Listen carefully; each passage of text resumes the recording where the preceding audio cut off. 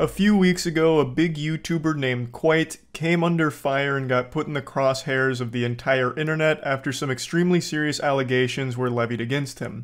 The allegations came from one person on Twitter in particular who released a massive document that accused him of some truly heinous things. And as a result, his ham was getting steamed, they were calling him a criminal, and just like the Thornberrys, Twitter went a little wild. They were judge, jury, and executioner and decided in the court of public opinion that Kwite was already guilty on everything he was charged with. So they labeled him a rapist. They were no longer allegations, all of it was presented as facts. This was as real as algebra now, and if you said like, hey, maybe let's wait to hear from the other side for a moment, you would have been labeled evil. If you even tried to utter the forbidden phrase of innocent until proven guilty, you would have been burned at the stake like it was the fucking Salem witch trials. It's also important to mention that it was more than rape too. They threw the entire kitchen sink at him. Every fucking horrible term you could imagine was all getting flushed down Kwite like he was a goddamn public toilet. He was labeled many awful things, and 2 days ago he came forward to debunk the entire thing in an hour-and-a-half long video, thoroughly going through every single accusation and pretty much tearing it to pieces with an incredible amount of evidence, and honestly just an incredible amount of bravery with some of the things that he publicly owns up to. Very personal, very big insecurities, such as like sexual performance and his anxiety regarding anything sexual, and even admitting to still being a virgin. There was a lot of things that he talked about here that I know for a fact couldn't have been easy, especially because now he put his face on it. Up until this point, Kwite hid his face. He hid his actual identity, but because of all of these accusations, he was doxxed from it, as I understand, and he wanted to showcase how seriously he was taking everything, so he dropped the mask and the hoodie and put his real face on top of this stinky shit cake that he was served, and he just brought down the brass tacks and laid out all of the facts as well as all of the context and a significant amount of evidence supporting his claims and debunking the things that the accuser was saying. This is probably one of the strongest rebuttals I've ever seen from an internet content creator when faced with serious allegations. The way Kwite has handled this is very, very impressive. And the response to it has been overwhelmingly positive in favor of Kwite. Now, most people are starting to rally behind Kwite and seeing a lot of the things presented by the accuser were either outright lies or manipulated half-truths or completely misleading series of accounts of situations. It's all just not looking great. And in response, they've also posted I guess what was supposed to be a receipt proving that they've seen a therapist for PTSD, I guess, but that's all really pretty shady and sketchy and also not super important to what's being discussed here. So overall, just isn't looking good for the initial accusations. And I just want to kind of talk about this whole situation, not so much the particulars of it, because that's not my place to really talk about it. If you want to see the whole situation, I highly recommend going to Kwite's video to get a full grasp on all of it. What I want to talk about is the mob mentality that instantly formed against Kwite while being completely against hearing his side of it or listening to anyone that wanted to wait before fully forming their opinion. Because I caught a lot of shit for not talking about it for the course of 3 weeks, saying that I was trying to silence the story of a big rapist on YouTube and all kinds of horrible things, just awful shit. And I want to just talk about that because I'm not even surprised, because the general mentality on the internet is believe all victims no matter what, and don't ask questions. Because everyone wants to believe the best in people. If a victim is coming forward, it's because they're legitimately a victim and everything they're saying is the truth. Every argument they're making, everything they're presenting is a fact, and it's all a 100% account of what actually happened in these situations. And it's kind of a naive way of thinking. Like, it's just extremely trusting. Like my dad. Like a week ago, my dad sent me a text saying, "Hey bud, I was playing Forza," because I got my dad into Forza, he's become quite the gamer now. I was playing Forza and I got a message from someone saying that I was really good and he wanted me to like sign up for his team or something, but I can't get the website to work. And I panicked. I was like, holy fuck, Dad, this is absolutely a scam. Don't you dare go to that site or sign up for whatever he's trying to sell on you. It's not real. And I know that was probably a tough pill to swallow for him. It probably broke his heart because he responded with like, oh, okay, maybe he didn't think I was good. And I had to reassure him. I was like, no, Dad, I'm sure that wasn't the case. You were probably clapping cheeks out there. He's just, you know, he's not being truthful with you. You can't just immediately trust complete strangers all the time. Especially in a situation where there's multiple people involved in the situation, it's important to get all sides of it so you get a full scope, a full educated look at everything going on. There's nothing wrong with seeing someone come forward and being like, holy shit, this is terrible, I'm sorry to hear all of that, but I'd like to wait to see all the other sides involved here before I fully form an opinion on all of this. Like, it's not that I don't believe you, it's that I'd like to wait to see everything before I fully understand what was going on here. And you can still, of course, be supportive of the victim that came forward, like, wow, I'm really sorry to read all of these things, you know, it's fucking horrible. But you don't have to immediately start getting the pitchforks and the fucking shield out, ready to go fight the person that's accused without ever even hearing their side first, right? Because the sad reality is, people can lie. That includes accusers that are coming forward against somebody. They could be telling some things that aren't entirely truthful, or maybe are a little misremembered or misleading.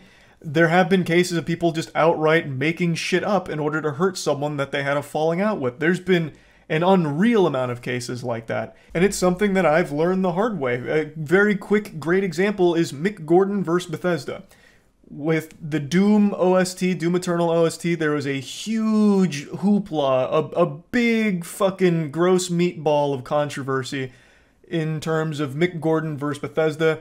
One of the higher-ups made a Reddit post accusing Mick Gordon of being lazy. It's all his fault. The OST's kind of shitty. Mick Gordon's just awful to work with. And I believed it. I took him at face value, even though he never even really provided real evidence to support his claims. It's just one of those things of, well, why would he come forward and lie about it? You know, I trusted him. He was in a position of power, too, where it'd be really weird to risk his entire reputation and the reputation of his company to just outright lie about one of the most beloved artists in the video game soundtrack space.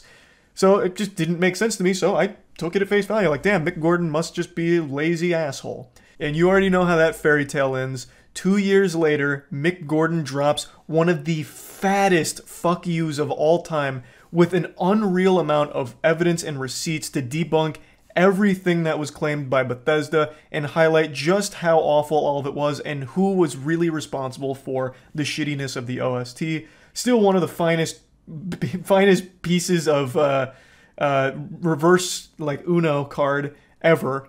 And it came 2 years later after I and many others had already fully made their judgment on Mick Gordon's character based off of one accuser. And unfortunately, history repeated itself here, and everyone accepted all of these allegations as fact based on one accuser's account of all of it. And these are life-ruining accusations, fucking rape and a ton of other horrible things. Like, those aren't goofy little silly accusations. That's not something you toss out willy-nilly like a fucking baseball. That can ruin your life. That will sink you. And people just ran with it. Didn't ask questions. Didn't care to hear Kwite's side of anything. Everything Kwite did, they criticized. Like, I think he took down his Discord server and they took that as a deeper admission of guilt. Everything that happened only confirmed the accusations must be real. Everything that didn't happen, the longer Kwite waited, the more and more people were convinced that everything was truthful there because he's taking so long to respond. The guilt must be weighing him down. He's a rapist. And they kept pushing that everywhere. Twitter, all over the place. And now he's responded, and the shoe's on the other foot. A lot of the people that were calling him a rapist have at least publicly eaten shit on it and apologized to him, which is nice. Not all of them. There's some holdouts there that just still outright refuse to even listen to him, which is always the worst fucking mentality ever, where, oh, I heard one side, I don't want to hear the other, doesn't matter what you say, I will always think this way of you. Those fucking losers grind my ass so hard because it's clear you don't care about the truth, you just want somebody to hate, and this has given you a perfect excuse to hate someone. You have a new villain to attack, because you didn't even want to hear the side that would offer more of an insight and help you get closer to the truth of the situation. It didn't fucking matter to you. You just want to stay mad forever and continue to live this miserable life of finding people to hate online and having this list of people that you feel justified to attack and say horrible things to and about. It's fucking tragic. I hate that shit. But luckily, that's not everyone. That's only a small group of people that are for some reason still adopting that mindset. But yeah, anyway, just kind of wanted to talk about all of this because it's a pretty awful situation that I thought was worth going over at least a little bit. That's about it. See ya. Usually when I talk about Twitch drama, it's goofier topics like that girl who was banned for queefing into her mic. And by the way, she was kind of a pioneer, like an actual innovator in the field. She was like the Tesla of farting. And the Queef Queen actually started a trend on Twitch for a little while, where recently ASMR streamers were farting into their mics for sub goals. So unfortunately for the valedictorian of vaginal air expulsion, she was just a little early to this. She just was ahead of her time. Had she been queefing during this meta, she could have probably popped off on subs, but she got there too soon. Also, those streamers that were farting into their mics also got temp bans for it, so the result was the same, but she wasn't able to squeeze as much juice from it as they were able to. But anyway, this is not one of those goofier topics. Today we're talking about something actually serious, like genuinely awful. Yesterday I received quite a few emails and mentions on Twitter letting me know about a streamer who was allegedly exposed for grooming underage girls and being a predator, shit like that. And for some reason, the guy that was accused of all of these things mentioned me. In this video on his channel, it says, "Hopefully Charlie will make a video on this and help prove my innocence. He's a homie." I don't know if this is about me, but a lot of people seem to think that it was. I want to make it clear, I don't know this guy, so I haven't like defended him or anything like that, and I don't know why people are emailing me asking why I'm defending him when I haven't done or even said anything about this until right now. It's important to know that all of these are just allegations at the moment, nothing is proven, but seems like some pretty hard evidence. This isn't just some like Twitter dog shit where one anonymous account says, in 2013 at MegaCon Orlando at the washing machine enthusiast booth, Soda Poppin was groping on my nutsack, fondling it a little bit aggressively. It felt good at first, then it got a little weird when he started tugging on my nutsack hairs, and, you know, ever since then I haven't been the same. Soda Poppin's a predator. You know, it's not just like baseless nonsense or anything. Like, there is real evidence against this streamer for the things that they're being accused of. So since that video title has led people to believe that I'm somehow involved in this whole thing, I thought it was at least worth talking about. So I want to go over the full lore of the situation, as well as some things about it that just don't add up about all of it. So this all started with a thread on Livestream Fails, LSF, also known as the home to XQC's clips. If you miss an XQC stream, you can just check Livestream Fails and see every single moment of it posted there on the front page of it. Of course, I'm only kidding, there's Ms. Kiff clips as well. But last night there was an anomaly. Some kind of like fucking solar eclipse had occurred on Livestream Fails where the top post wasn't XQC or Ms. Kiff, it was this. And it's about this user talking about their experience with a streamer. And you can read it for yourself, but the gist of it is they were following this channel in 2018 and randomly decided to check in on them that evening. And he believes that his name must have sounded similar to a girl's name on the platform because the streamer reached out asking if they were a girl and asking to chat, and then the following ensued. I'm blurring out the streamer's name everywhere just in case this all does turn out to be false, a hoax, or even worse, a malicious attempt to ruin one innocent person's career. So I just want you to keep that in mind, that that's why I'm doing that, just because none of this is completely confirmed beyond a shadow of a doubt. He reached out using Twitch Whispers, which is akin to using AOL Instant Messenger to get in contact with somebody. No one has used Twitch Whispers in years. This was probably the first time this was even activated since Twitch launched. Nobody uses Whispers, so, I mean, call this guy old-fashioned. I mean, this was pretty wild. I didn't even know this even still existed. It's an archaic system. More people use carrier pigeons than Twitch Whispers. But as you can see, he gets in touch. Are you a girl? Yes. Why do you ask? Want to DM on Discord, and then tries to add them. So they decide to add them on Discord, and this is the conversation they have. He asks what state and how old they are, so basically some Omegle shit, ASL, age, sex, location. They respond with 17, 18 soon. Streamer says, really nice, young, I like that, I could fly you to me, maybe. And then the conversation really starts to look like something you'd hear Chris Hansen reading. They ask when they started to follow. They say, check in the chat and I'll type something. So the streamer responds with, when you were a teenie then, hee hee. I actually haven't heard or seen the word teenie since I was a fucking teenie, like 11 or 12 years old. So that was quite a blast from the past. And then this is where it gets very fucking weird. The streamer says, "Let me show you a little vid, are you home?" And you can probably already guess the video that they send. I'll go ahead and spoil the surprise. It is not an EDP situation where he sends a picture of his shit. He sends no shit pics. This is a video of him jerking off, beating on his meat. Just playing the skin flute. Obviously won't be showing even a pixel of that video. From there they say, "Would you love it, honey, if you could sit on me and feel my hard dick in your pussy? Hee hee," bunch of hearts. Well, that's kind of sweet, right? I mean, that's like Valentine's Day kind of shit right there. And then he says that he's horny, as if that was a secret. I mean, there's nothing left to the imagination here. I mean, he sent a video of him jerking off. I would imagine there's some horniness levels reaching critical mass. You go in fucking nuclear meltdown mode of horniness. Then again, "It would feel so good for you, baby. Would you like to? Hee hee, babe." And then that's when the poster says, "I'm making an LSF thread right now. You like grooming young girls. I'll get you banned everywhere." So he basically just says that he's making the thread about all of this. And then in response to him revealing that he is not a 17-year-old girl and is in fact going to be reporting this behavior on Reddit, the streamer responds with something I can't show anything of, because he drops the N-word a few times, but he basically says, "I knew you were fake," and then says the N-word quite a few times. So I'm not showing any of that, but that's where those screenshots end. He then gives a little evidence to prove that the Discord account that he's sharing in the screenshots belongs to the streamer, and that's kind of where that interaction completed. In the comments, other people were finding video clips where the streamer was asking how he can delete every video on his hard drive at the push of a button once all of this was coming to light. It seemed like he really wanted to find a program to scrub his hard drive of all of his videos all at once, which is a little weird.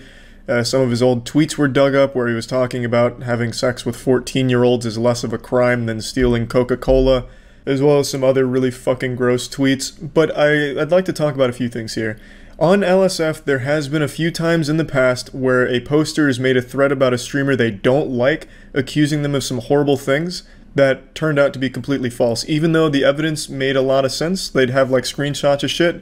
What they didn't show was what actually transpired, being like extremely manipulative, lying and stuff like that in order to get that kind of reaction and make that kind of narrative on LSF in order to just farm karma points or hurt the streamer they don't like. I'm not saying that's what happened here, I'm just saying this kind of thing has happened in the past and was proven to be a hoax. Like the fucking Bigfoot or Satchmo, shit like that. Right now, this is the only post and only person talking about this streamer like this. I can't find anything else from anyone sharing a similar experience they've had with this streamer or anything even close to this kind of experience with them.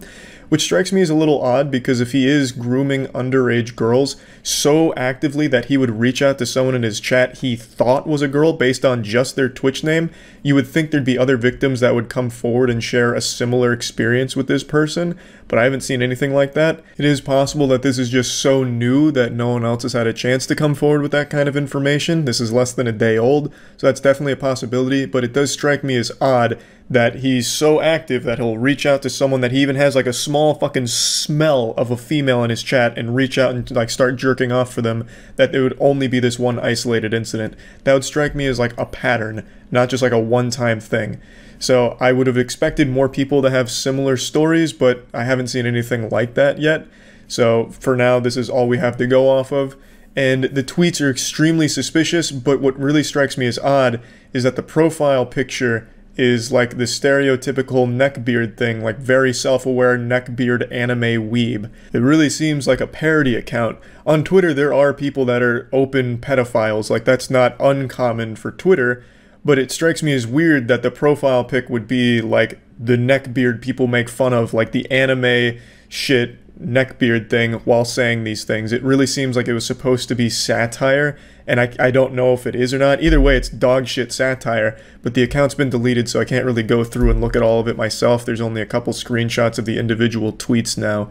And from what I was reading from the active members in his community during all of this, he wanted to be on LSF. Apparently they were saying he always wanted to be the top post on LSF, so it almost seems like it could have even been manufactured to a certain degree, which would be the dumbest fucking way of going about that, to have you be labeled a pedophile by so many people in the Twitch community, I don't think does anything good for your streaming career, if that really is what was going on here.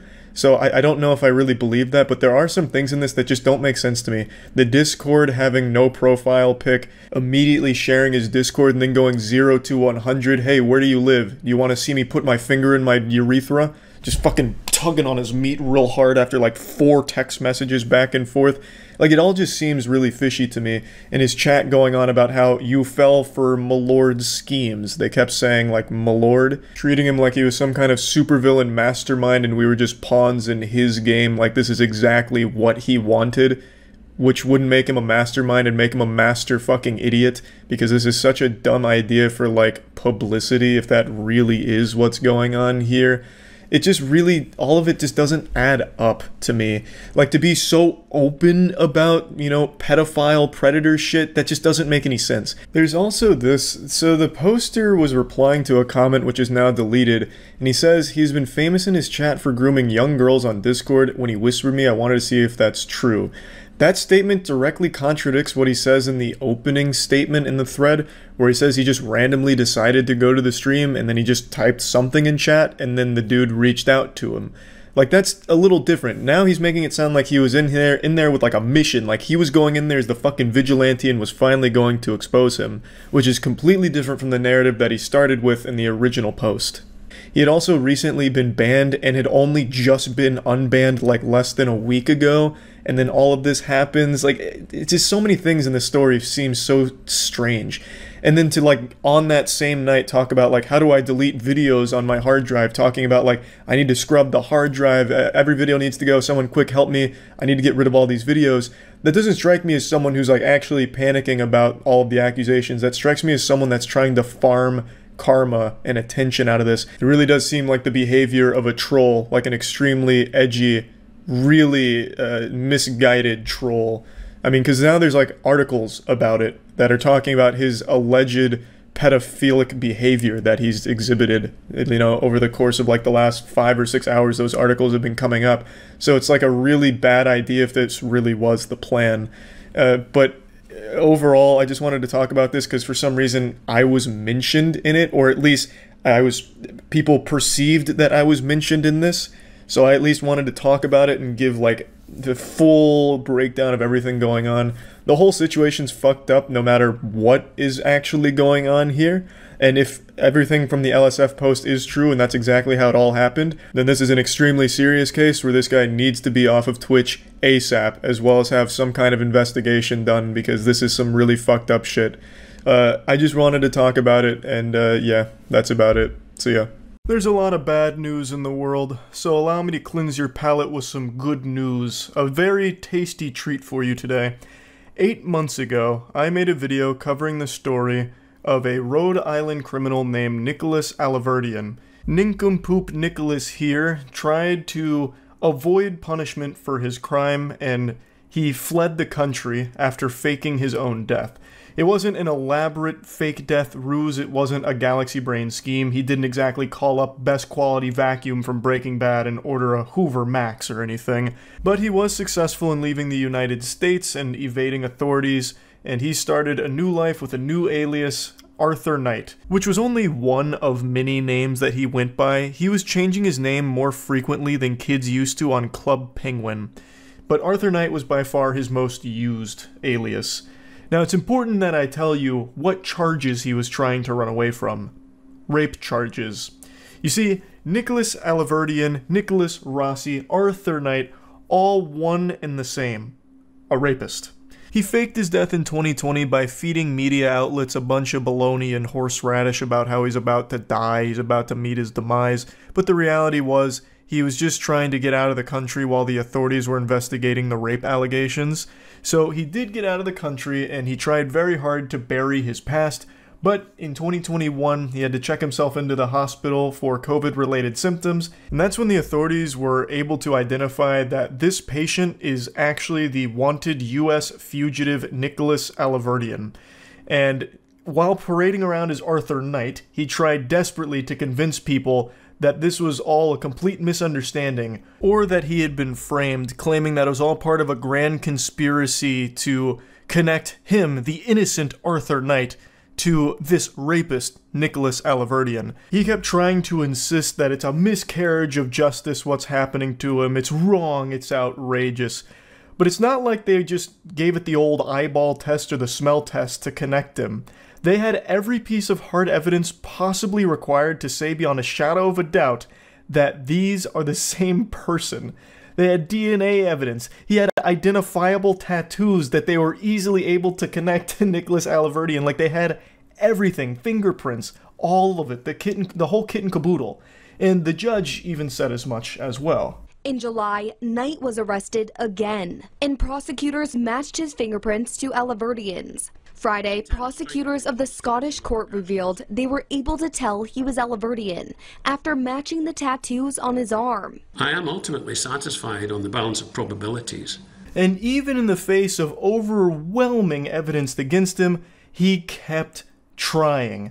Like the world's worst anime character refusing to give up, Nicholas Alaverdian kept desperately trying to convince even a single soul on this planet that it was all just a misunderstanding. He's Arthur Knight, damn it, not Nicholas. So he now has this infamous interview he did where he tried to prove it. To the media, our lives have been interrupted, and we'd like privacy, and I would like to go back to being a normal husband. But I can't, because I can't breathe, I can't walk. People say that's an act. Let me try to stand up. No, Let me try no, don't do it. up. Oh my God. Exactly. We almost lost him. What do you say to someone who believes that you are Nicholas Alaverdian? I am not, Andrea, I am not Nicholas Alaverdian. I do not know how to make this clear. What do you say? He's got that people who say rock these are bottom crocodile intonation tears? going on. He's I'm putting on not a show. Nicholas. This is all an act. Oh, Ika. Oh. Andrea, No, that's a low blow. That's a right low blow. That really was a low blow to say that it's all just putting on a show and an act. It's more than that. He's out here with a fucking performance that would make every thespian troupe in America jealous. This is Oscar-worthy material that we're working with here. To suggest that it's just a show or an act, it's disrespectful, honestly. This is one of the finest, most convincing pieces of anything I've ever seen in my fucking life. But as you might imagine, this didn't work super well. Nobody believed this. Actually, nobody on the fucking planet believed this. However, he does travel with his supporting actress here for this interview, where she sits next to him and she's like trying to calm him down, like, no, don't do that. Not that death-defying stunt where you stand up. Oh, you're gonna hurt yourself, dear. Please, no. No! Like panicking when he stands up and starts, you know, wacky inflatable tube manning his arms around, like he's getting hit with an earthquake or something. So he does have her traveling with him, I guess, to try and make it seem more credible, I guess. Clearly, it doesn't work. So anyway, what is the good news here? Well, the good news is Nicholas Alaverdian is being extradited to the U.S. He is finally going to face the punishment that he has eluded for so long now. U.S. fugitive accused of faking his death to avoid rape charges, extradited from Scotland. In case you don't know who this is, let me pull up his infamous interview where he tried to prove that he is not the rapist. So that little song and dance he tried to put on for the thespian troupe, it's coming from a very bad man. It's not exactly like, you know, some minor offense or anything that he's trying to weasel his way out of with that. The man known in the U.S. as Nicholas Rossi, whose legal name is Nicholas Alaverdian, is charged with sexually assaulting a former girlfriend in Utah in 2008. He also faces multiple complaints against him in Rhode Island for alleged domestic violence. Rossi was 36. Rossi, 36, was Utah bound on Friday and will stand trial in Utah County for felony rape charges. The man said he was framed by authorities who took his fingerprints while he was in a coma so they could connect him to Rossi. He repeatedly appeared in court in a wheelchair using an oxygen mask and speaking in less than convincing British accent. I'm glad they didn't just let it go. I'm glad that they did fight to get him back so that he could finally face punishment. I can't believe Arthur Knight could be slandered like this. I know, I'm as shocked as you are. Now, even amidst all of this, he still has the gall to continue to state that it's a case of mistaken identity and that he is an Irish orphan named Arthur Knight. That's his story, and he's sticking to it. Even though he is dead to rights with the overwhelming amount of concrete proof that he is Nicholas Alaverdian, he still keeps wiggling his finger saying, "Nope, that's not me. You got the case all wrong, Buster. I'm Arthur Knight." It is actually that scene out of SpongeBob with Man Ray and Patrick when he drops his wallet. I also just have to include this because it is so unbelievably outrageous. So again, he is sticking to a story that he is Arthur Knight. No ifs, ands, or buts about it. This is all just a big misunderstanding. A case of mistaken identity. And as I've stated, they have concrete proof that he is indeed Nicholas Alaverdian, one of them being his arm tattoos and fingerprints. So, Alaverdian, when confronted with this, talking about his distinctive arm tattoos and fingerprints that left no doubt about his real identity, he claimed that he testified that somebody inked those tattoos on his body while he was in a coma, hospitalized in Glasgow with COVID-19, and that a hospital staffer had taken his fingerprints and sent them to Utah. And as the article states, his testimony left the courtroom observers with mouths agape. It leaves my jaw on the floor too, that he would even try to say something like that. That is the most nonsensical story ever told. Let's just go ahead and play with that idea for a moment. Why would a hospital staffer take your fingerprints and send them to Utah, of all places? Again, he is not in the United States. Why would they send his fingerprints internationally to Utah to just frame a random guy? What kind of fucking conspiracy would that be? And then also, who the fuck would tattoo a man in a coma at a hospital just to connect him to the guy in Utah again, this Arthur Knight academic Irish orphan? Like, what is, like, I don't know why he thought anybody in the world would believe this. Not even the most delusional individual would hear this and think there is an iota of truth to it. Yet he continues to stick with that story. It's fucking wild. But again, he has been extradited to the US now, so he will finally be facing punishment that is long overdue. So that's good news, and I just had to give you the update to this. That's really about it. See ya. Today was a big day. R. Kelly got sentenced to 30 years in the slammer for sex crimes and human trafficking. I first heard the breaking news during stream while watching Moist Esports compete in the London Major Rocket League tournament, and I gotta tell ya, I was blown away. Here was my initial reaction to that information. R. Kelly just got 30 years. It's possible to show Victory scream! for something new.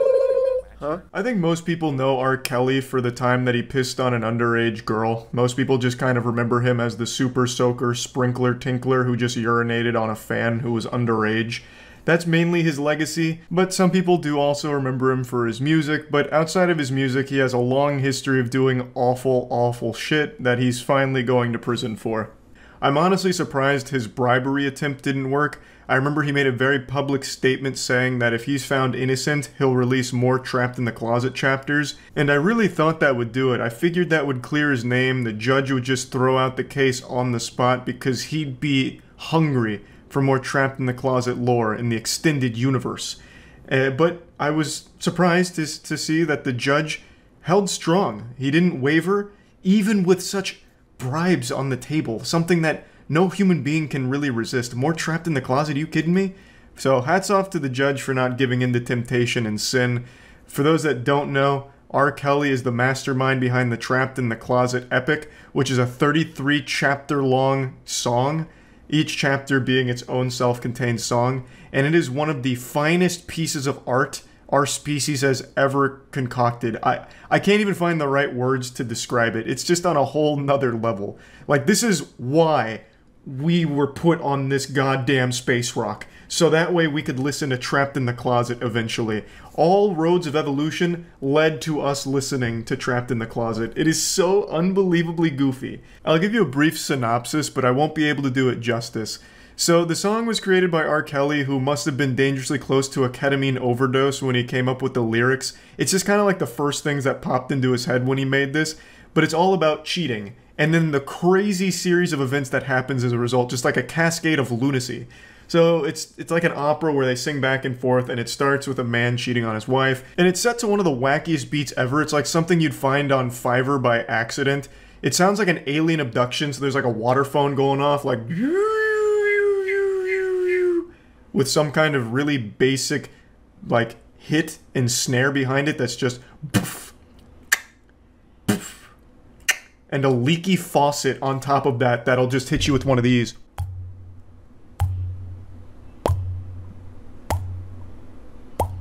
And then in comes the lyrics, which are absolute genius. It starts off kind of tame, you know, things like, I'm cheating on my wife and I know that she'll be mad, but god damn it, just had to bust a nut so bad.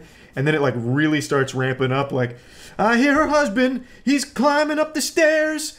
I hear a chainsaw revving. I said, damn it, that's not fair. So I pull my Beretta out and I put it to his wife's face. And I said, put that chainsaw down or I blow this bitch's blood all over this place. So then he puts the chainsaw on the floor and I said, good. Now we can talk like adults. And he said, no. I said, you sure? He said, yes. And I said, why? He said, no. Like he gets into an argument with himself in his song. Like those are bars that he'd spit back and forth. Like, no. He said, yes. I said, yes. He said, no. It's fucking amazing. And then it just like, he always ends every chapter on a twist. So it'll be like, it turns out that's not his wife, it's my wife, and I would never abuse her. And there's a knock at the door, and it's me from the future, future, future. And then it's like, going into chapter 2, it's amazing. It's fucking amazing. Also, I stole that last line from Andrew. We used to spit Trapped in the Closet style lyrics back and forth at each other. And he came up with like a beautiful cliffhanger for R. Kelly Trapped in the Closet with like the time travel line. It's just so unreal. Like, I still can't believe that it actually exists. I listen to like the first 12 chapters pretty often. He ends up introducing like 40 characters. And then going into like chapter 13 through 25, he completely switches gears where he doesn't follow any of those 40 characters and instead follows Rosie the nosy neighbor, who's just a side character. Just completely shifts it. And it's a lot more boring. Like, it really falls off after chapter 12, but, you know, it's hard not to appreciate the first fucking 12 chapters of this goddamn thing. It's unreal. So I really thought, you know, like, bribing the judge with more of this might just do the trick, but it didn't. Long story short, you might know him from Trapped in the Closet, and if you don't, you should. Realistically, I think most people remember his Ignition song. That was the one that was like the chart topper for him. That one was really popular. But I also remember him for a different song that wasn't quite as popular. It was an Ethiopia concert where he performed a song that tried to get women in the audience to come back to America with him, supposedly to join his sex cult. It's a really odd video that not a lot of people mention. You have your passport. Did you get your shots? Girl, would you like to come back with Rob to America? Do you have your passport? Did you get your shots? Who wants to come back with us to America? To America. Fuck, I live in America, and I was about to buy plane tickets to come with Rob to America. Shit goes hard, you know? Like, how can you say no to that? I still can't believe this is real. No one really mentions this for some reason. It's so goofy and disturbing to just go on stage and try and, like, manipulate people into, like, wanting to go with you to, like, allegedly, like, a sex cult thing. Fucking pretty blatant. Even made a whole song around it, because the background band also even chimes in with some harmonies saying, like, America, America. And, like, they're clearly in sync with the music, so they practiced this, they rehearsed it, they knew this was going to be a song. Like, do you have your passports? Did you get your shots? You want to come back with me to America? Kind of weird, kind of silly. But that has nothing to do with any of his charges, I don't think. I don't know if this is something he's being charged for. But overall, he just has a long history of being an absolute fucking villain.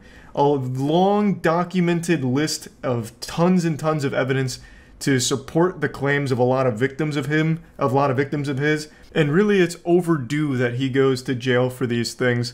So that's great, even if it comes at the cost of no more Trapped in the Closet. God damn it, it's a sacrifice we're gonna have to make. And to be fair, R. Kelly could absolutely make more chapters of Trapped in the Closet while in prison, because the beat is just a leaky faucet and then a couple of, like, drum hits, which you can just simulate on literally anything. Like, that could work, and then just a leaky faucet noise. So really, this doesn't even have to be the end of Trapped in the Closet. Who knows? This could just be the beginning. And transitions into more closely related to his life, like Trapped in the Cell, something like that, perhaps. But anyway, I think this is great news that he finally received a long sentence here for all of these crimes. I know this has been like an ongoing legal battle for quite some time, so I imagine this is a huge sigh of relief for all of the victims to finally have justice served here, with R. Kelly basically receiving a life sentence. He's 55 years old, so 30 years here. I mean, that's probably gonna do it. But yeah, anyway, that's about it. See ya. Have you ever watched something, seen it with your own peepers, and then were still told that what you saw isn't real? That's not true? And I'm not talking like a magic trick where you're talking about like, wow, I watched a magician make a toothpick vanish from his thumb. I couldn't believe it. Like, I'm not talking about something like that where there's wiggle room where it was an illusion or something, or swamp gas reflecting off of a blimp or something to explain alien UFOs or whatever. Like, I'm not talking anything like, you know, messy. I'm talking about when you witness something that is so clear-cut that there's no further context or anything that could change the understanding of what happened, and yet there's still people that are defending it as, nope, that's a lie. Because this deplorable lunacy is unfolding right now. The FIFA World Cup Women's Championship just concluded, and during the awards given out to the winners, the Royal Spanish Football Federation president Luis Rubiales grabbed one of the players' heads and gave the wettest, most sloppy, disgusting, revolting, unwanted kiss that's ever been televised. And it is, you can see the whole thing. It's a 5-second clip. All of it fits in 5 seconds. Every bit of context and everything. And you can see the kiss. It's clear as day. It's 4K footage. You know, this is the FIFA World Cup, so it's also probably got 360-degree coverage. You could probably watch this from 60,000 different angles. And yet, Luis Rubiales and his team of defense drones, fucking soulless husks, vampires that represent him, are claiming that it's actually all a lie. This is all just a bunch of baloney. This hoo-ha, this hooey, this nothing burger. This is a load of horseradish. Luis Rubiales is completely innocent. He did nothing wrong, and the truth will come out. The woman that he unconsensually kissed is named Ginny Hermoso, and she did speak about this. She said, "I did not like this incident. I felt vulnerable and a victim of an impulse-driven, sexist, out-of-place act without any consent on my part." And in response to that, the Royal Spanish Football Federation has stood by Luis Rubiales and apparently has even threatened legal action against Hermoso and others, which is a fucking unbelievably evil action to take. She was just up there collecting her award for being on the winning team of one of the biggest events you can imagine. And then out of nowhere, like a jump scare, this Cronenbergian horrifying freakazoid grabs her by the skull like Omni-Man about to crush Speedster's head in the first episode of Invincible, and then he just kisses her out of fucking nowhere. It's gross. Like, that is just a disgusting action to take. There's not really a defense to it. And yet, now she's being attacked, not only by Luis Rubiales and everyone that's defending him on the upper echelon of those elite weirdos, but also just a bunch of other people have come to his defense, like, it's not a big deal, what? It's just kissing her on the lips without her consent, who cares? I mean, that's fine. He was happy, she was happy, everyone was happy. It's a celebration, don't be so uptight. Don't be such a prude. Which I think is some delusional, alarming thought processes going on with that if you're trying to justify this action. No matter how excited you are, you can't just start kissing people without their consent and without warning. It's not a good thing. There's no justification for it. Period. And in response to all this, FIFA actually banned Rubiales and the Spanish Football Federation from contacting her to preserve her fundamental rights following the kiss. And apparently, she'd even been asked to alleviate the pressure on Rubiales.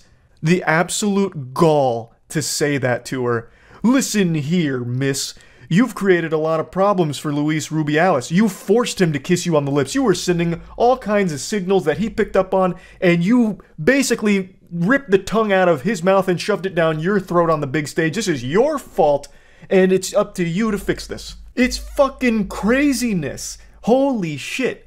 Now, obviously, she's very upset about this situation, and everyone else is as well. So there have been some resignations until proper action is taken, because right now he's getting a slap on the wrist. They want him to resign from his position following this scandal, which I think is a reasonable request, but instead he's just getting a little bit of a little vacation, basically, and that's about it. He's not facing real consequences for these actions, and also, this is not the first time Luis Rubiales has found himself in some really degenerate hot water. Apparently, he was even siphoning funds out of the Federation in order to spend them on orgies.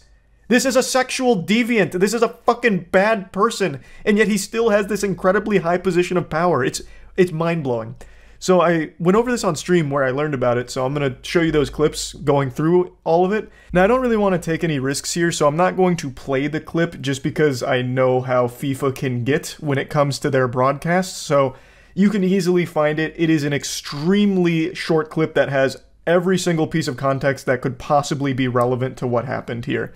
So, grabs her head, kisses her.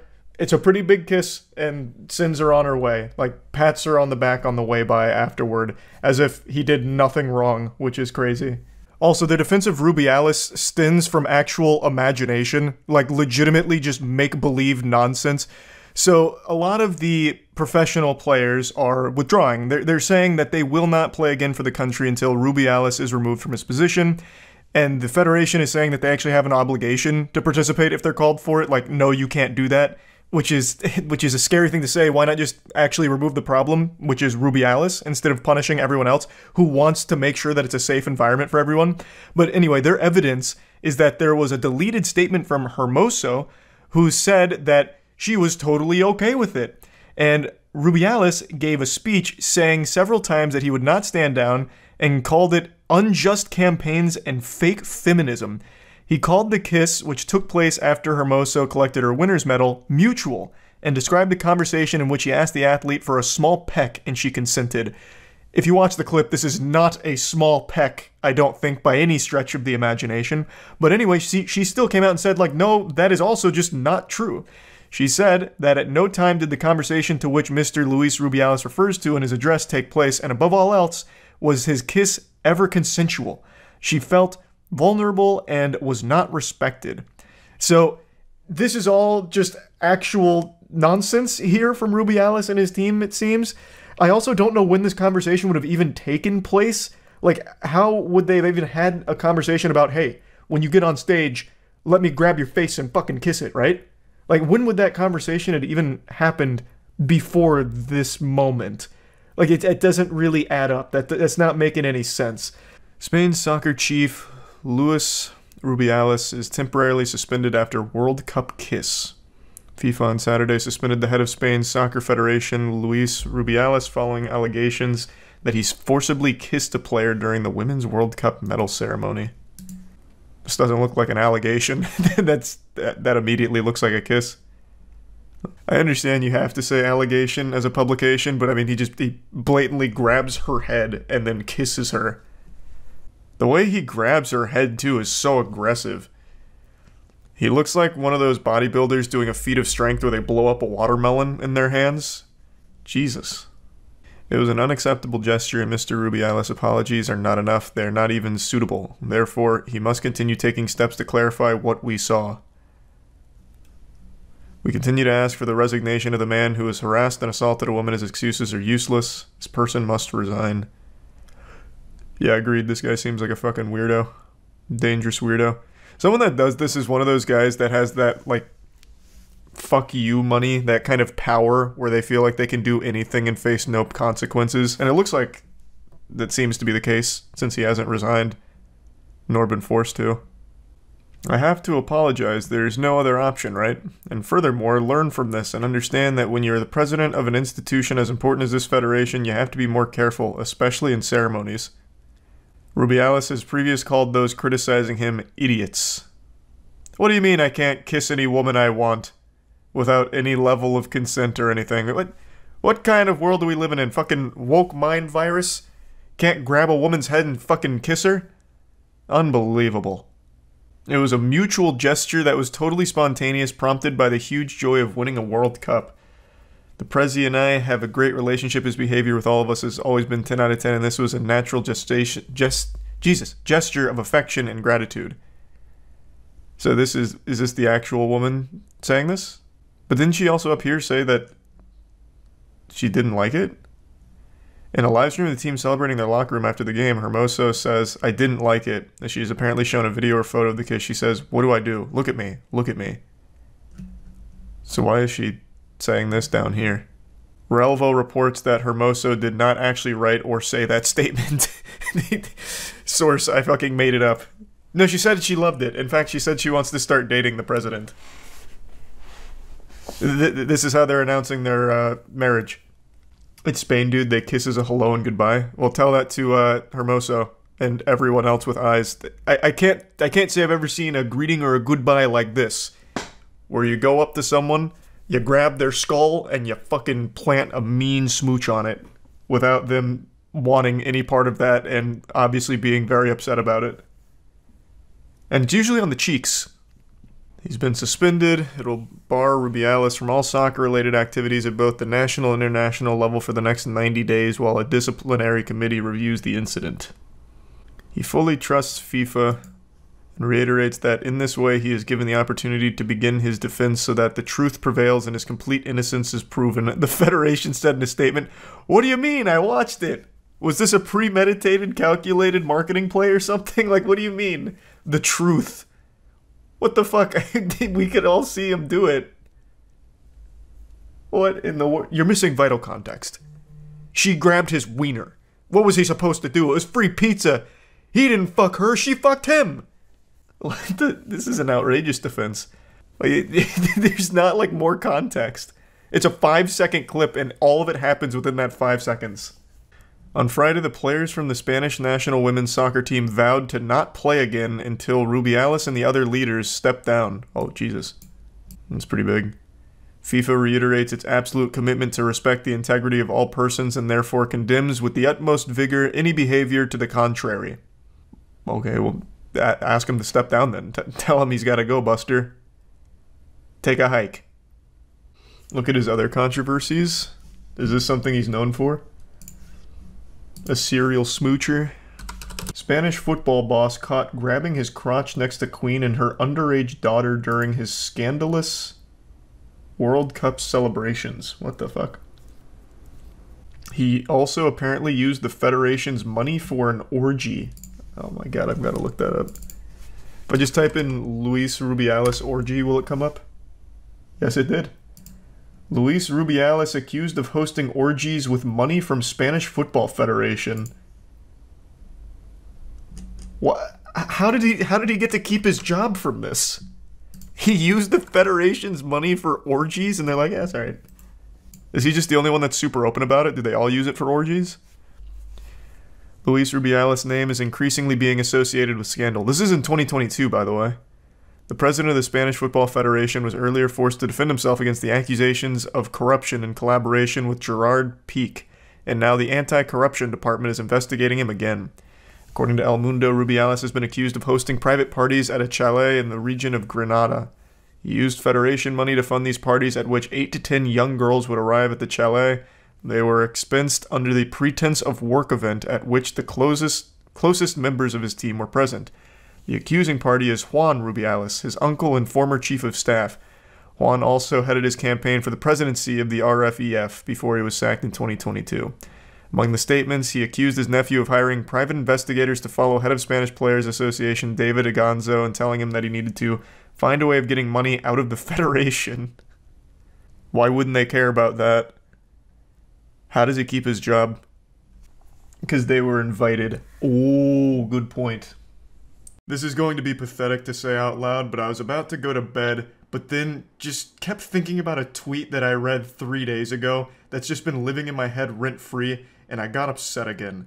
It's like an itch that I have to keep scratching. It doesn't go away. You know how a lot of people will get into like a minor argument or see something or hear something that makes them upset, and then they'll start replaying that moment in their head over and over again while they're in the shower, coming up with the perfect responses and comebacks to it, and just have like this full-blown debate in their own mind about it? That's what I keep doing with this tweet that I read 3 days ago.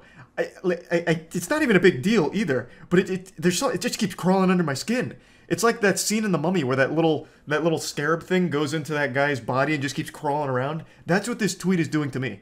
It's fucking eating me alive.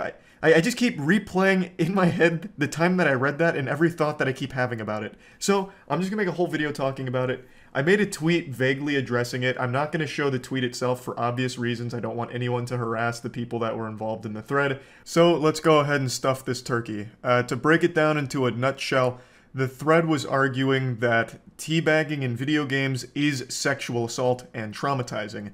They even briefly told a story that they watched their teammate get teabagged and it completely ruined them. Also, a quick shout out to the Galaxy Brain, Harvard scholarship winning, Millennium math problem solving turbo genius that came into the thread to make a little cameo and say that it's a necrophilic act that should be criminalized. Hey, big ups there, buddy. Where do I even begin? Chapter 1. It's a fucking video game. It's not real. It's not used in a sexual way or with any actual sexual context to it. No one's teabagging their opponent in a game and then ejaculating into their britches about it. Unless, of course, they're extremely happy that they outplayed somebody or something.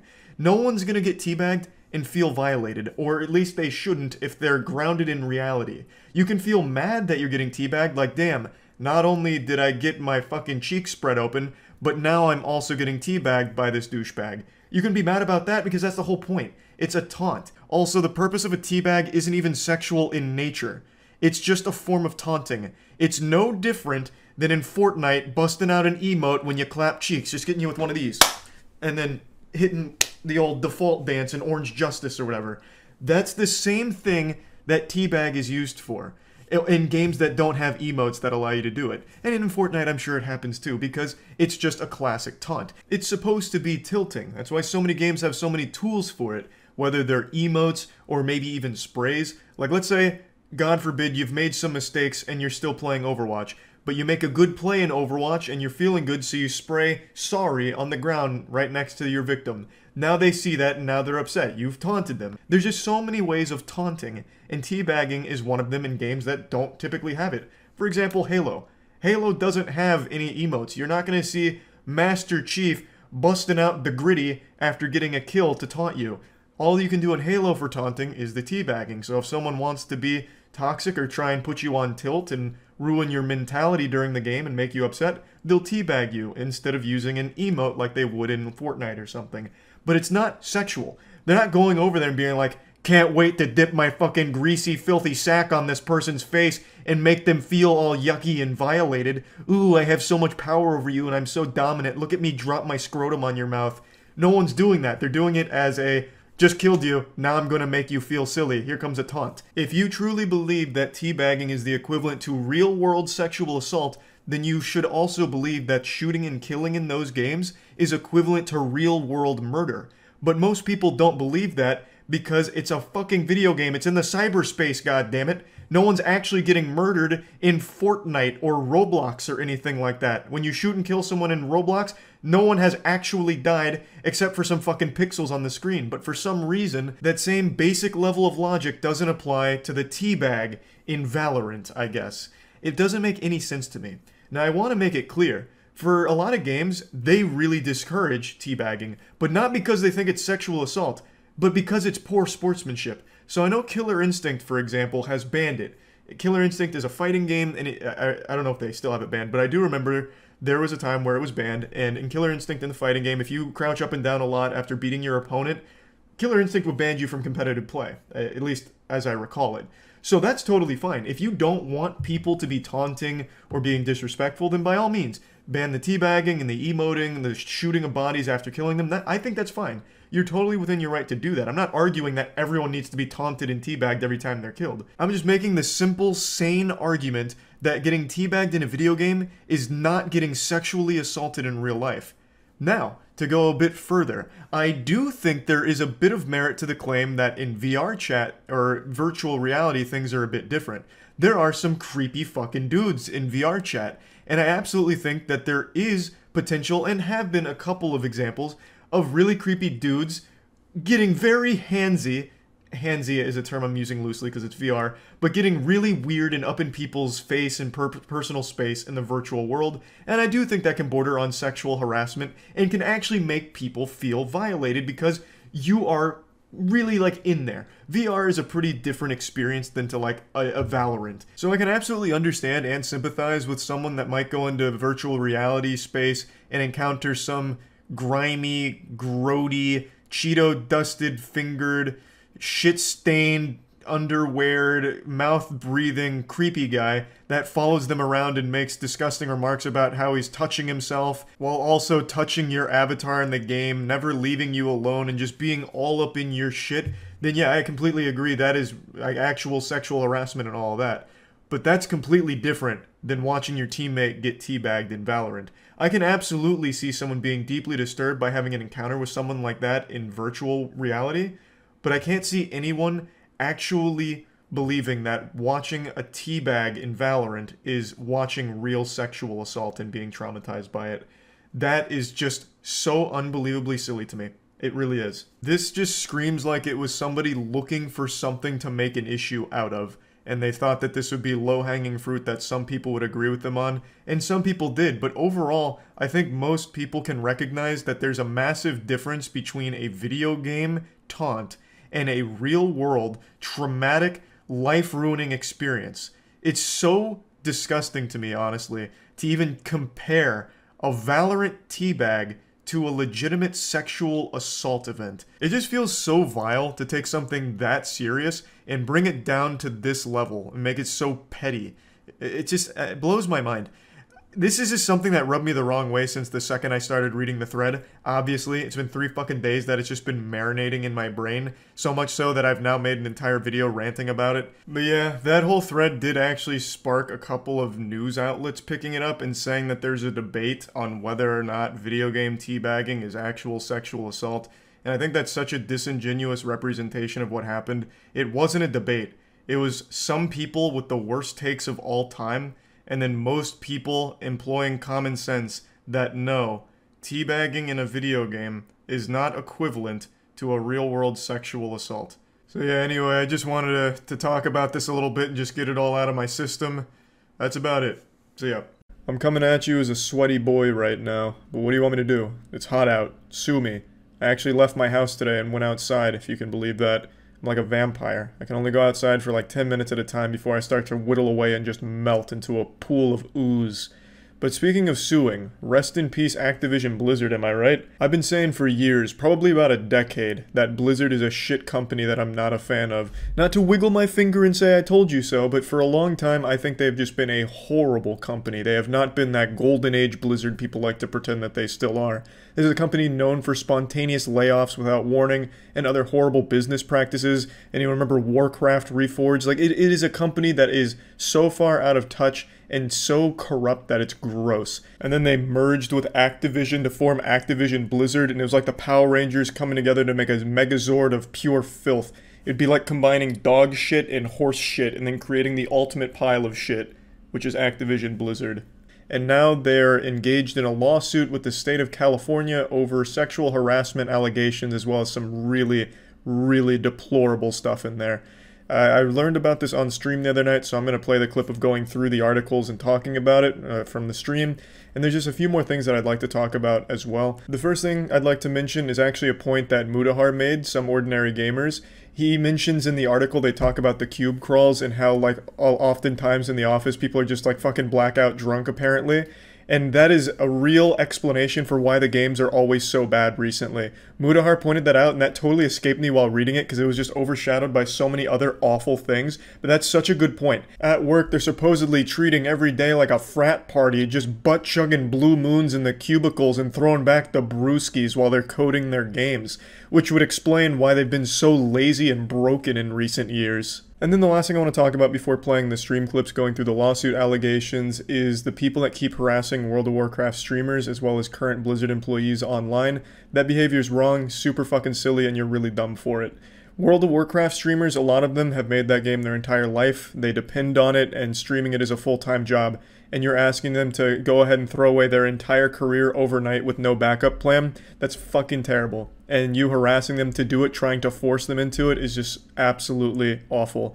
And then people keep going on Twitter pretending like they're some kind of vigilante by talking shit and harassing current employees that have social media accounts. And they're targeting people that aren't even associated with any of the allegations at all. And a lot of them they're targeting are women who most likely are victims of some of the stuff in the allegations if they're all true.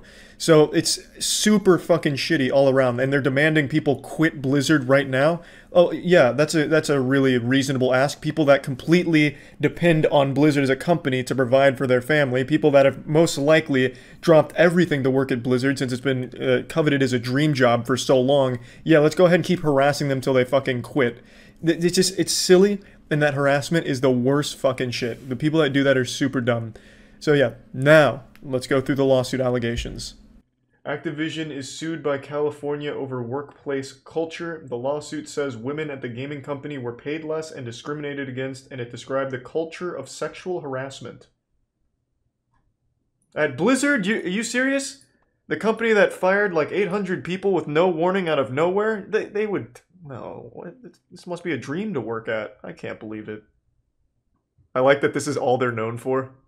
The video game maker that produces Call of Duty. World of Warcraft has fallen so far out of favor that now Call of Duty is what Activision Blizzard is known for. That's fucking adorable. 2-year investigation, huh? Frat boy workplace culture. Yeah, when I think of frat boy, I think of fucking gamers at Blizzard. So this was like a common thing? They would do cube crawls? What? A female employee died by suicide during a business trip as a result of her sexual relationship with her male supervisor. Before her death, male colleagues allegedly shared explicit photos of the woman, the lawsuit said. What the fuck?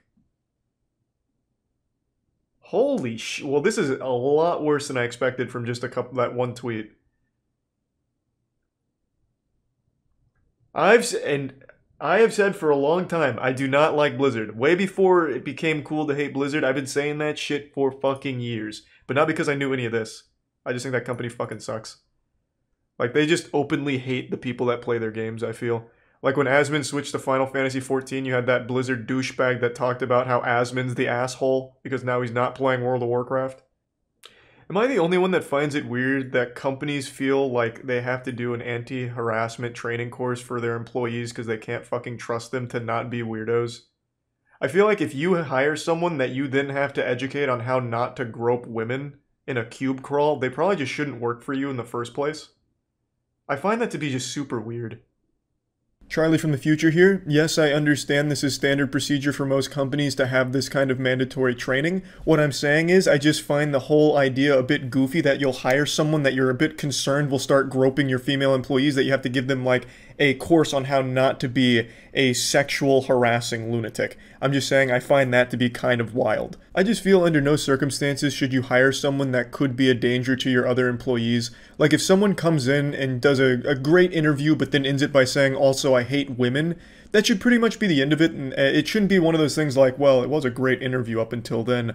I think if I give them the right training on how not to hate women, they'll be a great asset to the company. You know, a little rough around the edges, they hate women, but I think we could get that out with some training. I just feel like that shouldn't be an option. Just be like, okay, maybe just go with somebody else who doesn't hate women that is also still qualified for the job. Oh yeah. Big Bobby K got that massive paycheck boost. And he earned it, man. He was crawling those cubes, man. He was on the prowl in the office, I bet. Fucking shaking people down for money out of their pockets. Yeah, just for those that don't know, the CEO of Activision Blizzard, Big Bobby Kotick, got himself a $155 million paycheck bonus. So if you're wondering why upcoming Blizzard titles might be missing some features, it's because Bobby snatched that shit right off the table and put it right into his wallet. I remember the Riot Games one.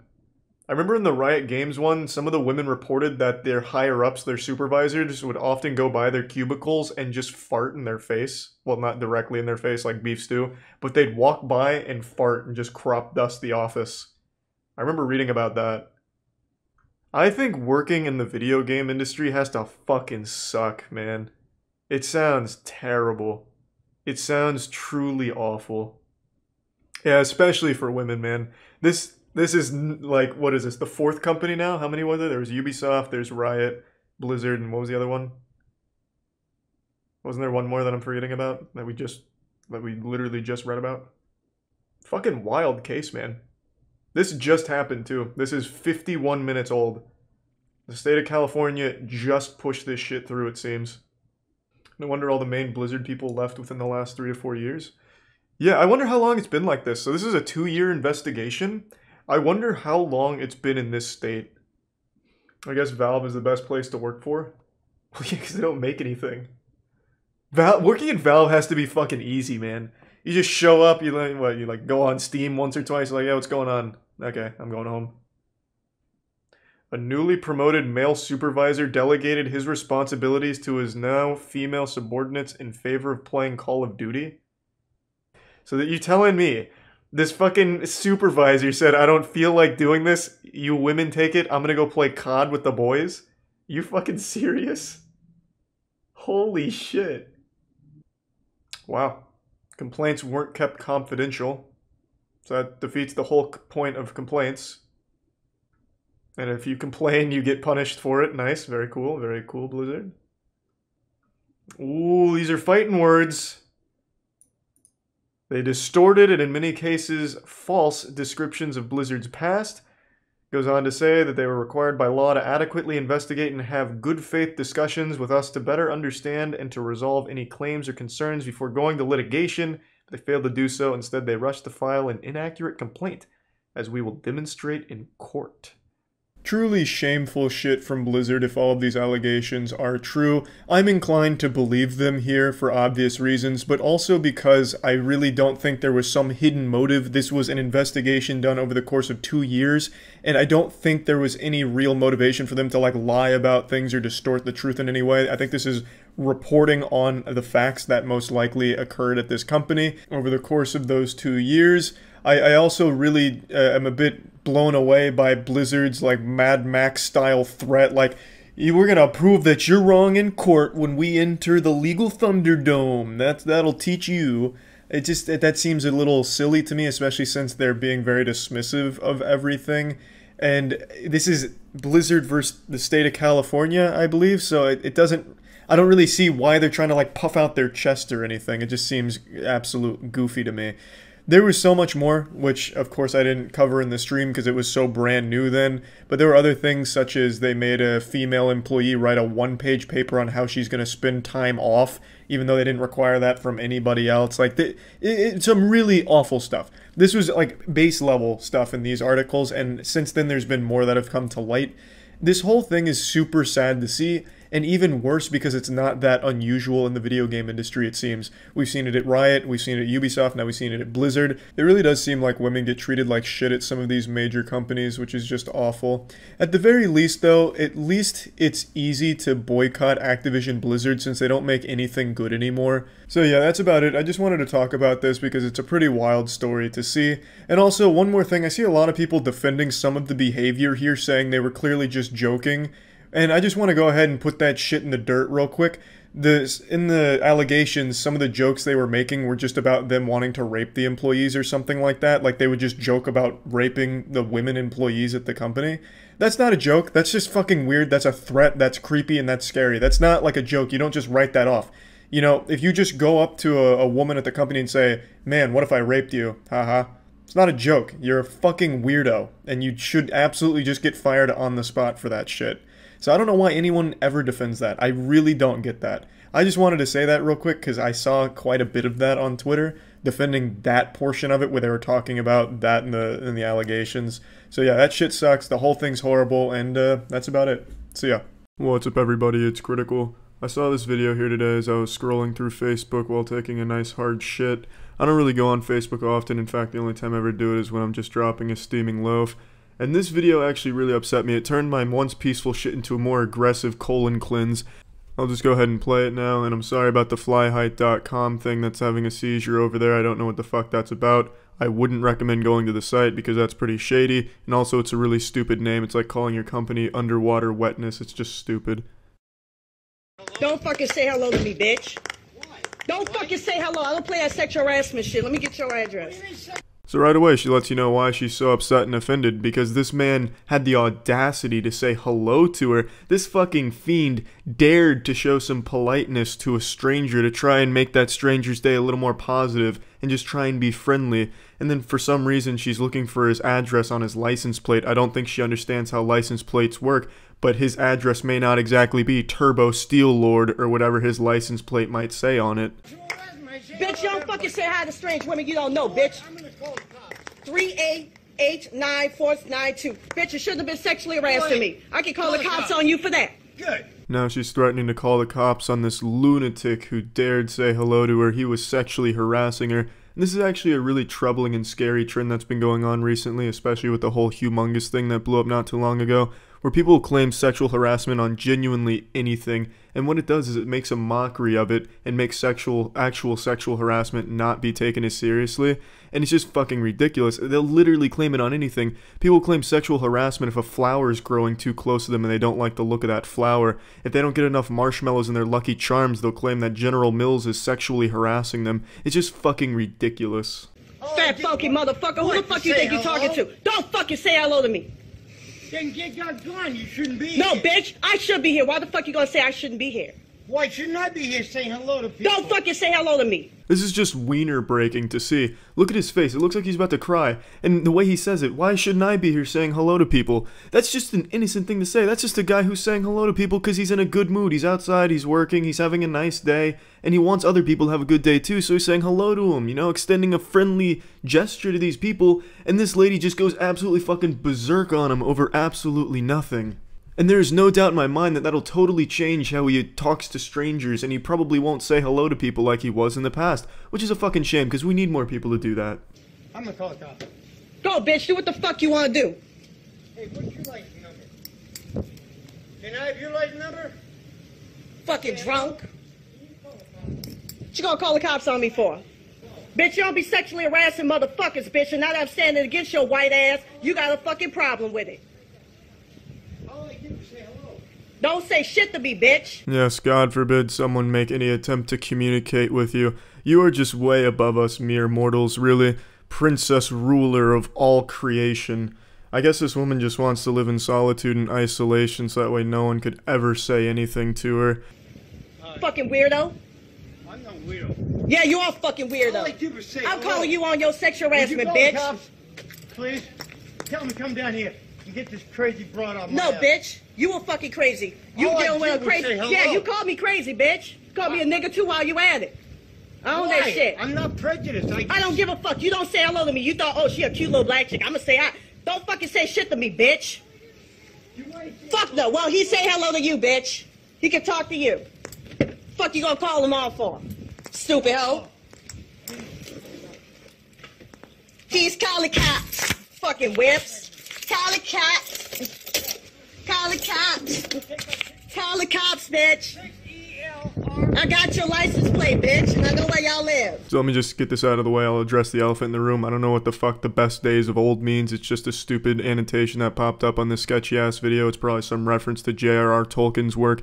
But anyway, one big thing I want to point out here is this woman is insulting him for wanting to call the cops when that is exactly what she wanted to do. So this goofball is more or less insulting herself as she is insulting this man for wanting to call the cops. And this is just the type of person who walks around looking for confrontation. She fucking pulled over to insult this man and claim sexual harassment. I'm guessing he must have waved at her and shouted hello as she was driving by, which I'm imagining he does for a lot of people in that neighborhood. And she got so upset by this that she fucking slammed on those brakes and fucking drifted maybe, you know, some Tokyo Drift Fast and Furious style shit. What the fuck do you just say to me? Hello? Did I just hear a fucking hello? Gets out of the car, storms over there, and then films it all. She fucking films this herself. She's so delusional that she thinks she is in the right and that people will agree that this man was sexually harassing her. She is so fucking oblivious to reality. It's unreal.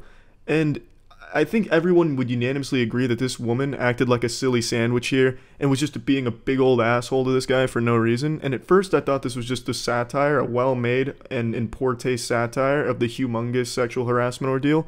but I went on this woman's Instagram, and it turns out she's just genuinely insane. Almost her entire Instagram is dedicated to her walking around topless in LA and then calling out people she believes are sexually harassing or racists. And then there's also a lot of posts that are praising Hitler and trying to convince people that Hitler just was a misunderstood guy with good ideals.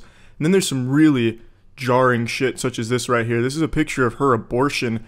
I'm happy that little parasite bastard is gone, little fucker. And it just goes on and on. I'm dropping docs and will fuck with your life. Hashtag kids and all motherfuckers. I don't get it. So she's got this picture of this fucking melted grape Jolly Rancher on her bathroom floor. I'm assuming she's about to eat it. Then she says anyone that doesn't agree with her is going to get doxxed by her and have their life ruined by her.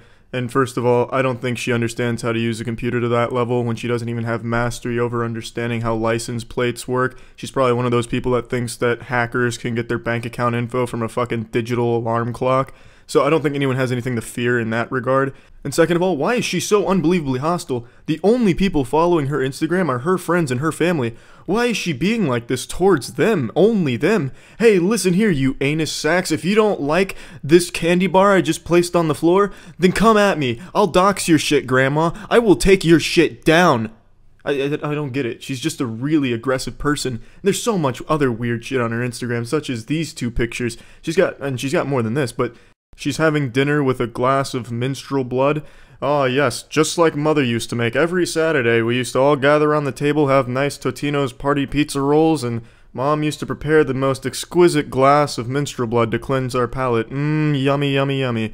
Oh, and don't let me forget that in the this one right here, this big old glass of menstrual blood also has a nice tinge of urine to it. Nothing really brings out the flavor, quite like some good old urine too. Now obviously I can't prove whether or not it's really menstrual blood and urine. I'm hoping it's not, but there's a good chance, judging by the rest of her Instagram, that it is. And yeah, this woman's fucking insane. I just kind of wanted to talk about this video and her as a person because I really hope no one tries to follow this example she's trying to set. She has a whole YouTube account too, dedicated to just harassing people in public and spouting some absolute fucking nonsense. And the videos are like 40 minutes long, so I wasn't going to sit there and watch all of them. But it's absolutely ridiculous, and this woman is insane. That's it. So yeah. Zarathustra performs psychic surgery in workshop. God damn it, I'm going down this rabbit hole again. This looks like an emergency procedure. Jesus, Zarathustra. Please! She's fading! Psychic surgery her back to life. Oh no, don't grab her tits, Zarathustra. Please. She's here for surgery, not sexual harassment. I like how he's making his own sound effects. It adds to it.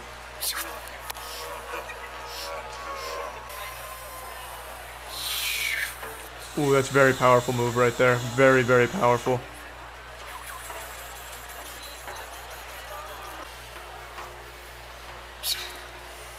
Oh, that's a big one. That's a lot of anxiety he just took out of her. She's about to undo her dreads. Oh, yes, very important. Gotta suckle the milk out of the tits. Looking good. Honk it, twist it, but be gentle. It's surgery after all, psychic surgery. Ooh, there it is. Yep. Ooh, that was a sour one. He didn't like the taste of that. That energy was raw. That was uncooked. Yeah, so I motorboated you. What about it? What do you mean sexual harassment? It was surgery. Zarathustra's Magic Wednesday in Norway. That is the sound of magic, yes.